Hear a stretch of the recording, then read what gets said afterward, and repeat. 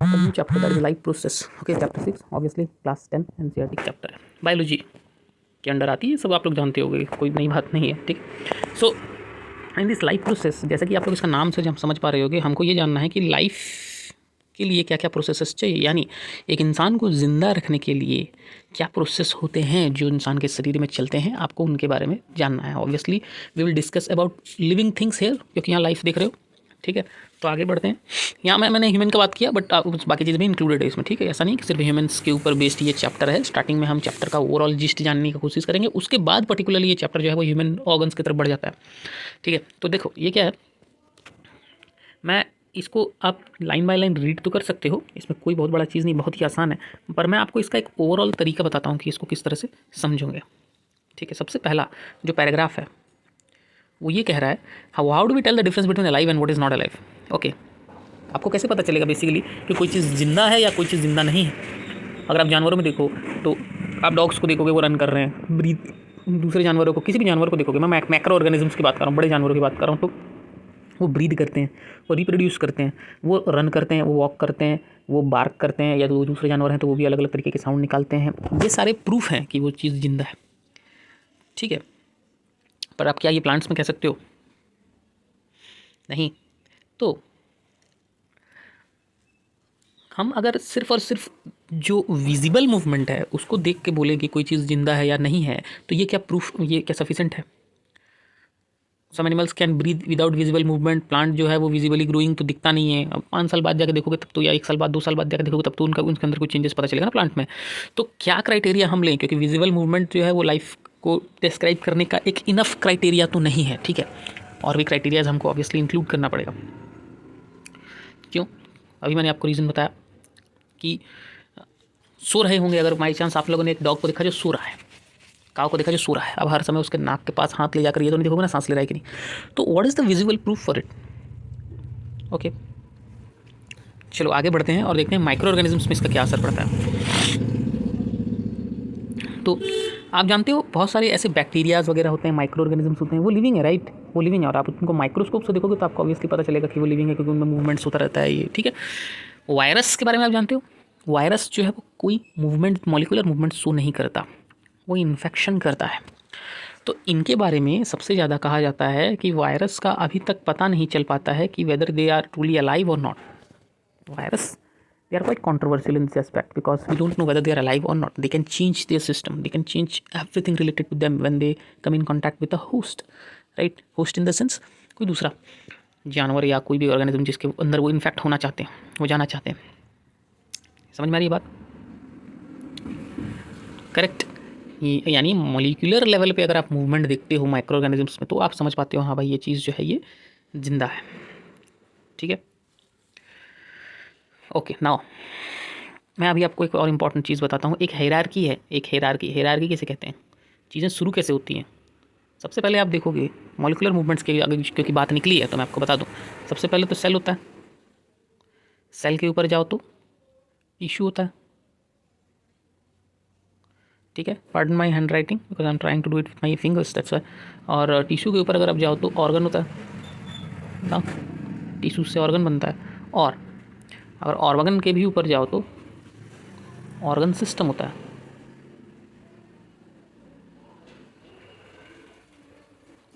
अब इसके ऊपर भी कुछ है क्या? बिल्कुल है। इसके ऊपर भी अगर आप जाओ तो क्या होगा, इसके ऊपर अगर आप जाओ तो बॉडी होता है।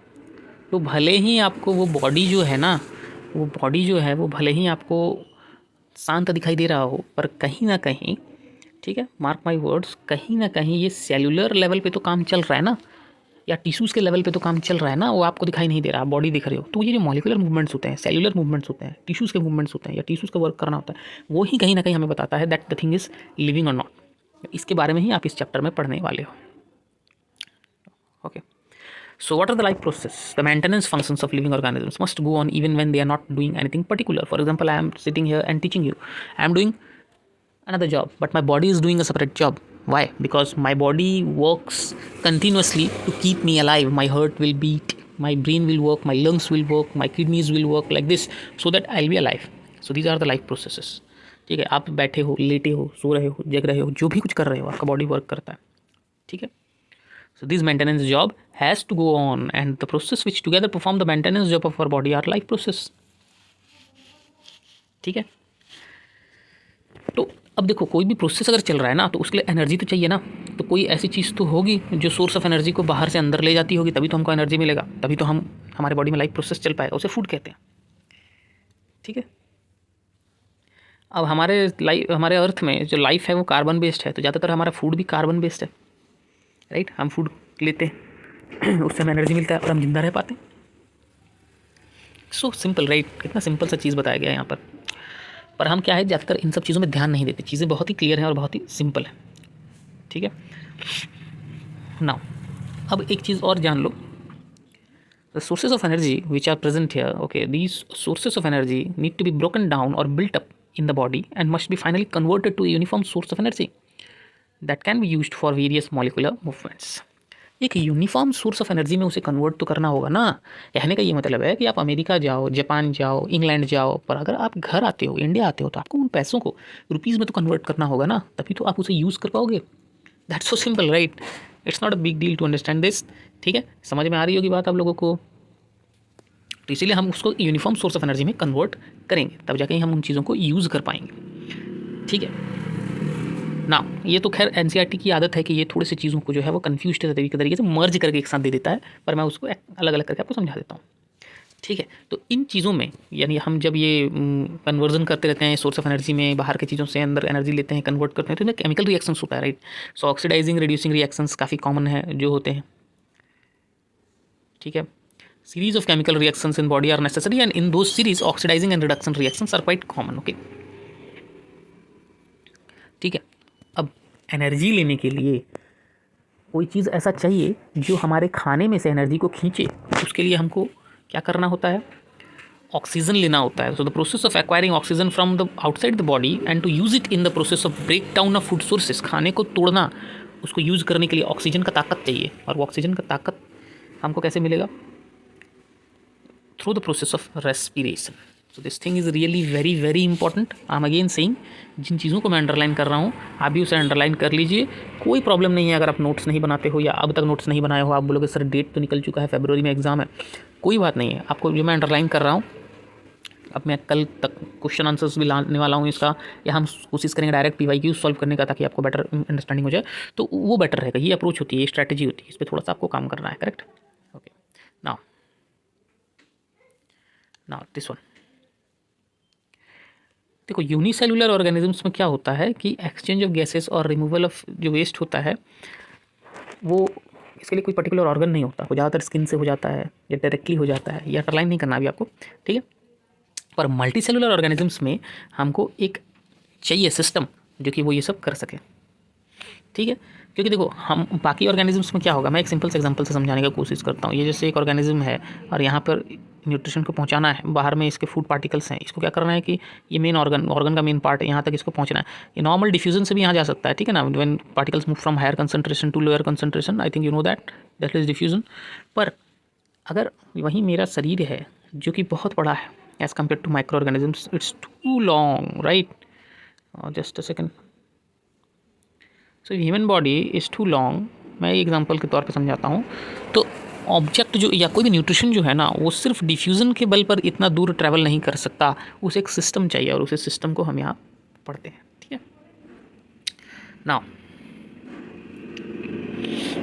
सो obviously there might be some specialised cells और tissues design for that. Okay, इन चीज़ों को अभी हम समझते हैं और आगे बढ़ते हैं डायरेक्ट। देखो, अगर कोई चीज़ है जिसको आप लेकर आए, कोई मटेरियल है, suppose this is raw material, इसको आप लेकर आए, इसको ब्रेक करोगे, इसमें से इसे खाओगे आप, इसको ब्रेक करोगे, खा रहे हो, ब्रेक कर रहे हो ऑक्सीजन के थ्रू, और इसको यूजेबल फॉर्म में आपने यूज़ कर लिया, यानी कि इसको आपने एनर्जी के फॉर्म में यूज़ कर लिया। पर क्या आप 100% इसे यूज़ कर जाओगे?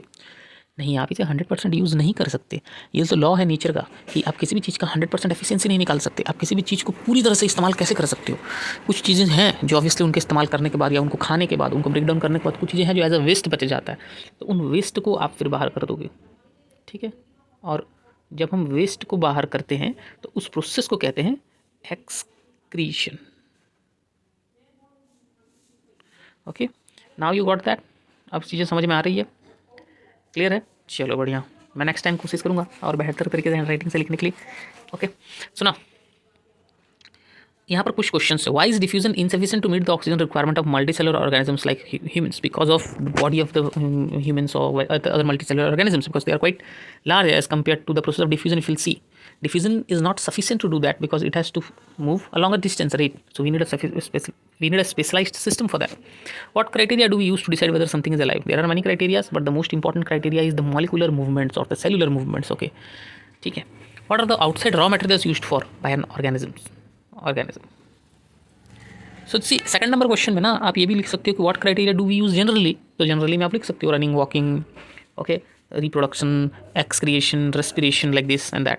What are the outside raw materials used for by an organism? Outside raw materials क्या यूज़ हो सकता है? क्या यूज़ हो सकता है आउटसाइड रॉ मटेरियल्स? क्या लगता है? यहाँ पर कहीं दिया हुआ था ना, मैंने अंडरलाइन किया था इसे, carbon based molecule.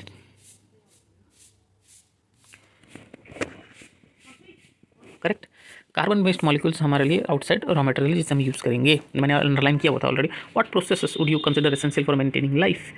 There are many processes which are useful. Excretion, respiration, nutrition जो मैंने खाने का बताया, राइट. ऐसी बहुत सारी चीज़ें हैं, reproduction, like this and that. So you can write this, no problem. Okay, and most important one is molecular movements. Yes, ऐसी बहुत सारी चीज़ें, आप 3-4 भी प्रोसेस लिखते हो, दैट्स मोर देन इनफ. अब आ जाते हैं हम न्यूट्रिशन पे. देखो, हम जो लिविंग बींग्स हैं वो किस तरह से खाने को लेते हैं, मैं अंडरलाइन कर रहा हूँ.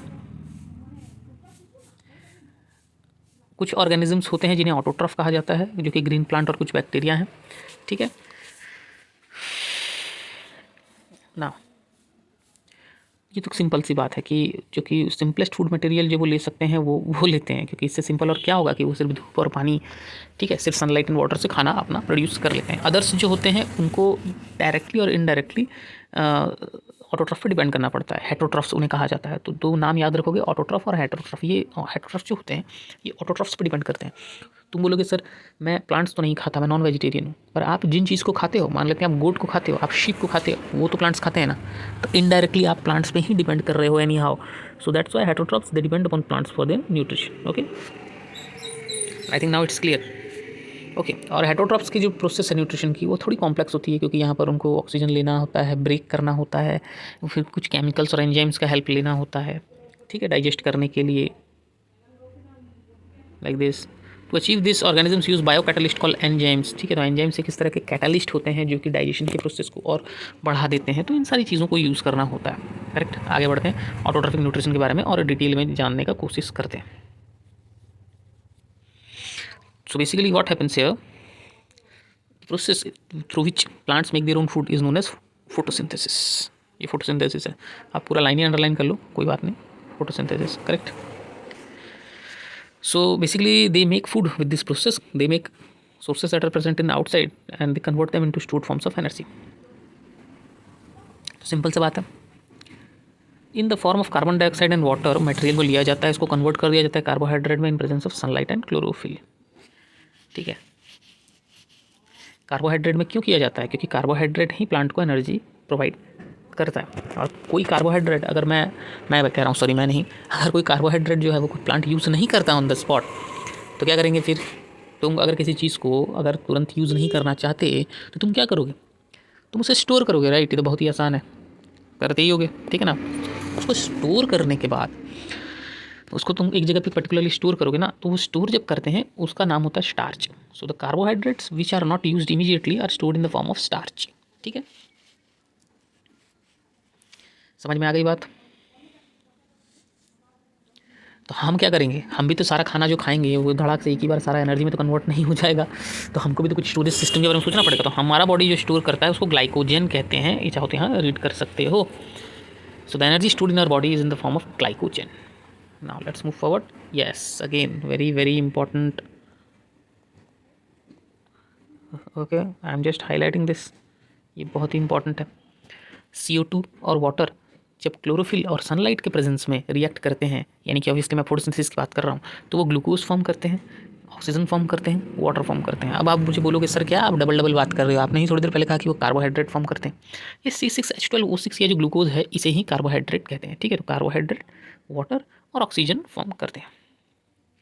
फोटोसिंथेसिस में एग्जैक्टली क्या चीज़ होता है, किस तरह के प्रोसेस होते हैं, वो तीनों प्रोसेस हम देख लेते हैं। इंपॉर्टेंट वन, सी 3 चीज़ें होती हैं। पहला, absorption of light energy by chlorophyll. Chlorophyll क्या करता है, जो लाइट एनर्जी है उसको एब्जॉर्ब करता है। लाइट एनर्जी कहाँ से आएगा, सनलाइट से आएगा ना, तो लाइट एनर्जी को एब्जॉर्ब कर लेता है। वो लाइट एनर्जी जो है वो केमिकल एनर्जी में कन्वर्ट हो जाता है, ठीक है। और उस केमिकल एनर्जी की वजह से H2O मॉलिक्यूल जो है ना हमारा, इसको ब्रेक कर दिया जाता है हाइड्रोजन और ऑक्सीजन में, ठीक है, हाइड्रोजन और ऑक्सीजन में। फिर उसके बाद तीसरा क्या होता है, कार्बन डाइऑक्साइड को कार्बोहाइड्रेट में कन्वर्ट कर दिया जाता है। तो यहाँ पर तुम ऑक्सीजन भी देख रहे हो प्रोड्यूस हो रहा है, कार्बोहाइड्रेट भी बन रहा है, ठीक है, लाइट एनर्जी भी अब्जॉर्ब हो रहा है इन क्लोरोफिल। आई होप तुमने ये तीनों प्रोसेस जो है वो अच्छे से समझ लिया होगा। अगर नहीं समझा होगा तो वीडियो को एक बार और देख लेना, प्रीवियस करके समझ जाओगे, बहुत ईजी है। पहला तो कीवर्ड से याद रखो, कीवर्ड से आप चीज़ों को याद रखने की कोशिश करो। Absorption of light energy, second conversion of light energy into chemical energy, just a second, conversion of light energy into chemical energy and reduction of carbon dioxide to carbohydrates। ये 3 चीज़ें बहुत ही इंपॉर्टेंट है। ओके, नाउ अब क्या है, हमने तो देखा ये जनरल प्रोसेस जो है वो फोटोसिंथेसिस का सभी प्लांट्स के लिए हमने देखा, पर क्या ये सभी के लिए एकदम एग्जैक्ट यूनिफॉर्म है, नहीं है, इसमें चेंजेस आते हैं, ठीक है। देखो जैसे ये रहा, मैं हाईलाइट कर रहा हूँ, इंपॉर्टेंट बहुत ज़्यादा नहीं है इसलिए। Desert plants take up carbon dioxide at night and prepare an intermediate which is acted upon by the energy absorbed by the chlorophyll during the day। कहने का क्या मतलब है ये कि पानी नहीं होता, right. Desert plants take up carbon dioxide at night. आप जानते हो वैसे प्लांट्स क्या करते हैं रात में, प्लांट्स रात में ऑक्सीजन लेते हैं, पर डेजर्ट प्लांट्स रात में कार्बन डाइऑक्साइड लेते हैं, ओके। क्लोरोफिल एनर्जी अब्जॉर्ब करता है दिन में, डेजर्ट प्लांट्स रात में कार्बन डाइऑक्साइड लेते हैं। और वो जो प्रोसेस है वो बेसिकली जो इंटरमीडिएट प्रोसेस हो गया, यानी कि ये एनर्जी एब्जॉर्ब करना और कार्बन डाइऑक्साइड लेना, ये साइमल्टेनियस नहीं होता, अलग अलग टाइम पे होता है इन डेजर्ट प्लांट्स। कहने का ये मतलब है बस, क्योंकि भाई बेकार कन्फ्यूज़ हो जाओगे, इसलिए सिंपल सी बात को क्लियर रखो, ओके। और ये क्या है, तुम सोचते हो कि सर ये बगल में क्या है, आप नहीं दिखा रहे हो हमें, ये क्रॉस सेक्शन ऑफ लीफ है। आप ये पार्ट देख रहे हो ना, ये पार्ट देख रहे हो ना, इसका जूम्ड इन वर्जन है। ये पार्ट कैसा दिखता है, देखो सबसे ऊपर में ये वेस्क्यूलर बंडल है, ठीक है, ये वेस्क्यूलर बंडल है फ्लोएम और जाइलम का। कहाँ पर दिख रहा है, यहाँ पर पता चल रहा है क्या, यहाँ पर नहीं पता चल रहा, चलो कोई बात नहीं। इसमें देखो ऊपर वाला फ्लोएम है, ऊपर वाला फ्लोएम है, नीचे वाला जाइलम है। यहाँ पर देखो ये अपर एपिडर्मिस वैक्सीक्यूटिकल का मतलब होता है कि ये वैक्सी सब्सटेंस होगा जो कि अंदर की चीज़ों को प्रोटेक्ट करता है बाहर के वेस्ट से, डर्ट से। Upper epidermis means upper layer of the, जैसे हमारा स्किन होता है वैसे ही उनका जो लीफ है या कोई भी इंपॉर्टेंट पार्ट है उसके ऊपर का ये गार्ड है, ठीक है। वैसे गार्ड सेल्स अलग हैं, इसको तुम ये कह सकते हो एज अ स्किन है, कवरिंग है। इसके बाद देखो ये है क्लोरोप्लास्ट, ग्रीन होता है, ठीक है। क्लोरोप्लास्ट में ही क्लोरोफिल होता है जो कि फोटोसिंथेसिस में जान ही रहे हो कितना इंपॉर्टेंट है। Air spaces obviously provide, air spaces तो रहेंगे ना, बिना एयर के कैसे होगा, गैसेस तो एक्सचेंज होनी चाहिए वहाँ पर। उसके बाद guard cells, what is guard cell, ये स्टोमाटा का ओपनिंग है, ये स्टोमाटा का ओपनिंग है, यानी यही चीज़ जो मैं यहाँ ओपनिंग दिखा रहा हूँ, इसी चीज़ से गैसेस एक्सचेंज होते हैं, तो उनको ओपन और क्लोज करने का काम ये गार्ड सेल्स का होता है, जो कि यहाँ पर साइड साइड में 2 ठो दिए गए हैं। और जिस तरह से अपर एपिडर्मिस है वैसे ही एक लोअर एपिडर्मिस है, दैट्स ऑल। इस तरह से आप इसे देख सकते हो, ठीक है, okay. sorry. So now I think everything is clear. So very quickly we'll try to see the activity, this activity that is 6.1. इसमें क्या करना है आपको कि एक वेरीगेटेड प्लांट लेना है. तुम बोलोगे सर पता ही नहीं है वेरीगेटेड प्लांट क्या होता है, तो फिर क्या ही समझेंगे आगे. वेरीगेटेड का मतलब वो प्लांट को कहा जाता है जो ग्रीन ना हो, अलग अलग कलर्स के.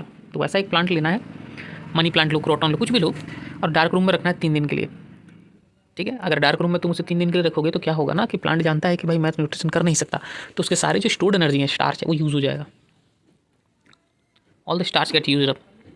अब इसे सनलाइट में रखो 6 घंटे के लिए. ठीक है. Pluck a leaf from the plant. ठीक है. उस प्लांट से एक लीफ तोड़ लो, उसके ग्रीन एरियाज़ को मार्क कर लो इस तरह से, और पेपर में उसको मार्क करके एक क्या कहते हैं उसे, ट्रेस कर लो. उसको ट्रेस पेपर आता है, उसको छाप के दूसरे पेपर में लगा लो. ये सिंपल भाषा है, देसी भाषा, ये समझ जाओगे तुम. फिर उस वाटर को, उस लीफ को बॉइलिंग वाटर में फ्यू मिनट्स, 5 मिनट कह सकते हो, तक रखो. ठीक है. फिर अल्कोहल वाले बीकर में डालो. ये सब हम कर क्यों रहे हैं और इससे होता क्या है. ठीक है. बीकर को अल्कोहल में डालो और अल्कोहल को वाटर बाथ में डाल के उसको बॉयल करो. आप देखोगे कि जो कलर है लीफ का वो चेंज हो रहा है. ठीक है. What happens to the colour of the leaf, what is the colour of the solution, ये आप मार्क करोगे.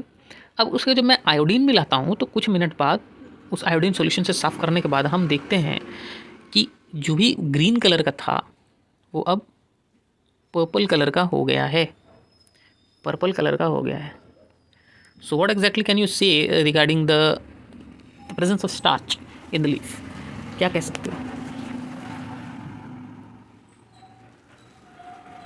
इसका एग्जाम्पल या इसका प्रॉपर एक्सप्लेनेशन मैं चाहता हूँ कि आप लोग मुझे दो इस वीडियो के कमेंट बॉक्स में. ठीक है. कि आखिर ये पर्पल क्यों हो गया. ठीक है. इसका रीज़न मुझे चाहिए. बाद में मैं आपको ये चीज़ ऑब्वियसली एक्सप्लेन भी करूँगा. अब देखो, फोटोसिंथेसिस में क्या होता है, बहुत ज़्यादा अमाउंट में गैसियस एक्सचेंज होते हैं. इस बारे में मैं अभी आप लोगों को थोड़ी देर पहले बता रहा था. सो कई बार क्या होगा कि कई सारे large amount of water can also be lost through this stomata. ठीक है. स्टोमाटा हमेशा चीज़ों को अंदर लेने के लिए ही तो नहीं होता ना. स्टोमाटा से कई बार एक्सेस वाटर जो है वो प्लांट का वो भी बाहर निकल सकता है, क्योंकि it's an opening in the leaf, right. So you can take things inside as well as you can remove things as well from it. So उसमें क्या होता है कि ओपनिंग और क्लोजिंग उसका करना बहुत ज़रूरी है. ठीक है. जब पानी को अंदर जाना होता है तो गार्ड सेल्स जो होते हैं वो ओपन हो जाते हैं, और जब ये जो अंदर जाना होता है तो, और जब उनको क्लोज करना होता है तो गार्ड सेल्स श्रिंक हो जाते हैं. ये आप देख रहे हो यहाँ पर, राइट. ये श्रिंक्ड है और ये ओपन है. ठीक है. गार्ड सेल्स हैं यहाँ पर. क्लियर है. क्योंकि उनको भी तो अपने कंडीशन के हिसाब से काम करना होगा. अगर वाटर पहले से है ठीक ठाक अमाउंट में प्लांट के अंदर, पर वो उसे लूज़ नहीं करना चाहता अभी, तो गार्ड सेल्स बंद हो जाएंगे. फिर अगर वो चाहता है कि हाँ भाई अब टाइम आ गया है कि मुझे ऑक्सीजन इनहेल करना है, ये मैं रात की बात बता रहा हूँ. रात में ऑक्सीजन वो लेते हैं प्लांट्स, और कार्बन डाइऑक्साइड जो है वो देते हैं, just like us, but in day time they take carbon dioxide. So अगर उनको लगता है कि नहीं कभी कार्बन डाइऑक्साइड को हमको इनटेक करने की ज़रूरत है, ऑक्सीजन को देने की ज़रूरत है, सो अकॉर्डिंगली गार्ड सेल्स खुलता और बंद होता है, purely depending on the condition of plants. Correct. That whether they require more carbon dioxide और मोर ऑक्सीजन और नॉट. क्लियर. चलो, ये मैंने ऑलरेडी अंडरलाइन किया हुआ है, ये सब आप देख सकते हो. Just a second. The guard cells, sorry, yes, the guard cells swell when water flows into them, causing the stomatal pore to open. Similarly the pore closes if the guard cells shrink. ठीक है. अब आ जाते हैं